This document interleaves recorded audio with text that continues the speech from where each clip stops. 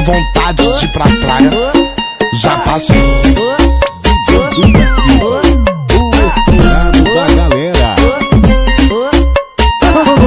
O verão está chegando pra praia. Como eu falei pra vocês mais cedo aí, este é o caminhão que eu trabalho, esse aqui é o interior dele. É um 124, 420.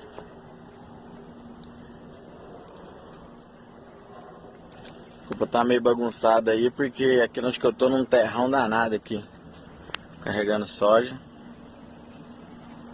Ele é um caminhão bom, não é econômico, é um caminhão que bebe um pouco. A gente tá pelejando para fazer ele dar média. Ele tá engatado na carreta guerra. Ali que vocês podem ver ali é a Fernandes aqui. Tá engatado na carreta guerra. Essa carreta aqui é 2016. Só que essa carreta não é a minha, né? Essa carreta aqui é a do meu pai. Então, esse caminhão aqui, ele tava chipado. E a gente voltou ele de novo para 420.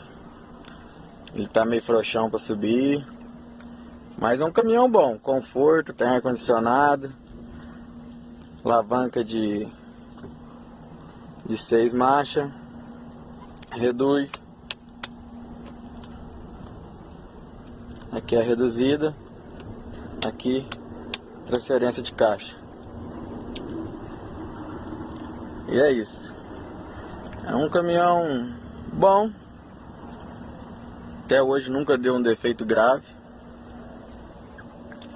O motor dele já foi feito já. Mas não fez comigo não, fez quando a gente comprou o caminhão já. Já veio com o motor novo, né? Ele é do ano 2008.